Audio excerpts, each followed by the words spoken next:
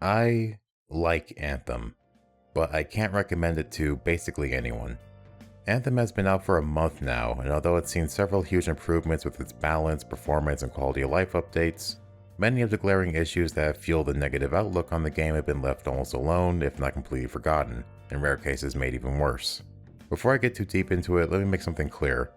If you're enjoying Anthem and or it's your new favorite game ever, by all means keep playing it, I'm not trying to stop you, just take everything I say with a grain of salt. If you hate Anthem because it kicked your dog or cuckolded your wife and took the kids, I'm not here to validate your opinion. That's what these channels are for. Anthem isn't a bad game by any stretch of the imagination, it's just not a very great game either. Over the past month, Anthem has managed to stay just a very okay game. It's not something most people are going to be itching to play, but it does serve as a fun time killer and a source of entertainment. The gameplay, story, loot, grind, and overall design of the game seems to be a large series of hit or misses. A big issue players have with the game is the grind and farm. Players hate grinding for good gear with RNG stats. Now, as someone who's played a ton of Warframe, a game built around grinding and farming so much that it often feels like a mobile game, I find Anthem's grind honestly barely a hassle of any sort. But I can understand that people are trying to farm specific weapons with specific stats, but that's a level of min-maxing that I've always found kinda stupid. I've always taken my legendaries and masterworks as they came, but I guess that might just be me. A complaint that I almost non-stop keep hearing about is that the loot sucks, and I can only half agree with this. My problem has always been the loot itself more than the drop rates. I've always been against the bug that everyone loved that basically caused players to get like 10 masterworks from a hard mode run.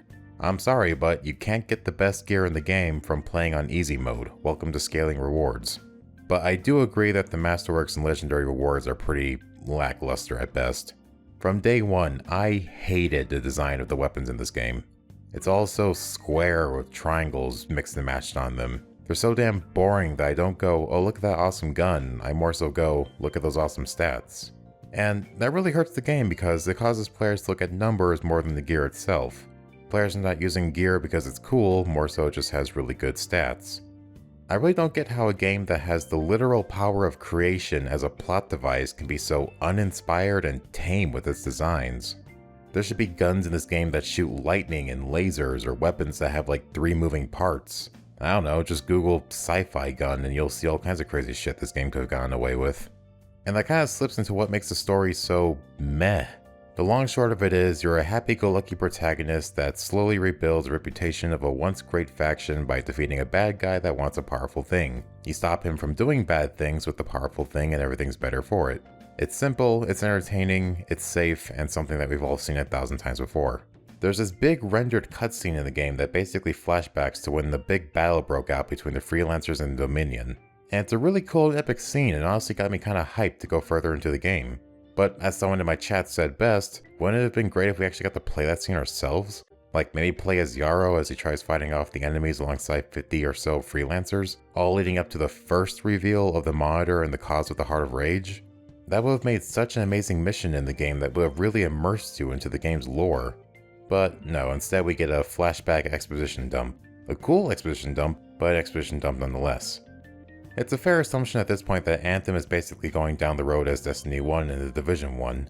A terrible start that leaves a bad taste in everyone's mouth and doesn't buy you dinner first, and eventually gets a sequel that addresses most of the issues from the previous game and is overall a better experience, but with a muddy past.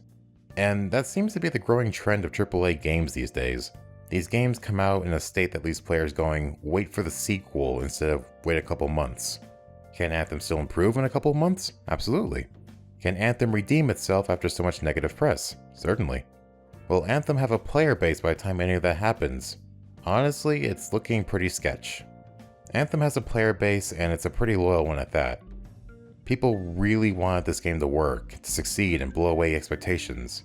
But with Division 2 looking nicer and nicer every day, Borderlands 3 on the horizon, and Warframe's next big update coming in the fall, Anthem really needs to do something really drastic to stay relevant after June or July. The way the game stands now, it's highly unlikely it'll be on anyone's radar by the end of April. And you know, it's a real crying shame because it's obvious there was passion and heart put into this game. You can tell the developers really wanted this game to succeed. There's so much lore and detail in the world of Anthem that they clearly had big plans for the game. The visuals, sound design, combat is breathtaking, dynamic, and solid. You can't look at me in the face and say they just wanted to make a quick buck out of this game. And again, I do enjoy playing Anthem, especially with friends because then we can use strategy and actually synchronize builds. Piloting javelins and using these crazy ass powers to fight waves of enemies is just a well of entertainment. But at the end of the day, the story is mediocre, the loot is boring, and what's supposed to be a near limitless customization system is super restricted and dry. Seriously, this game has all the mechanics to have the greatest customization system ever, but the devs decided it's best to drip feed new armor sets and give stickers that are basically just preset color palettes. The dev streams and trailers showed all these alternative helmets and armor pieces that are clearly being held for future DLC and content drops. Anthem was a game that had everything going for it, but in the end, it had nothing to go for. Is Anthem going to fail, crumble, and make BioWare go out of business? No. The game did well enough in sales to where it's being considered a profit. But like stated earlier, that loyal fanbase is basically the only thing keeping the servers from being shut down and reconnected to a more active game like Battlefield or Apex Legends. Of course, only time will tell, and time is something Anthem is quickly running out of.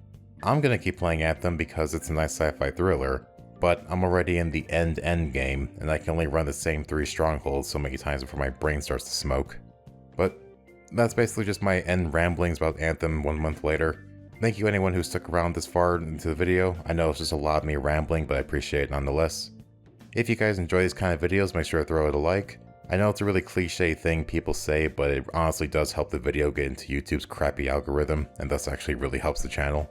But tell me what you all love or hate about the game. I love to see other people's perspectives. Unless it's just more EA man bad. I just scroll past those because honestly it's a tired cult chant at this point. But regardless, let me know down below. I'm the Reaper Hunter. I'll see you all later.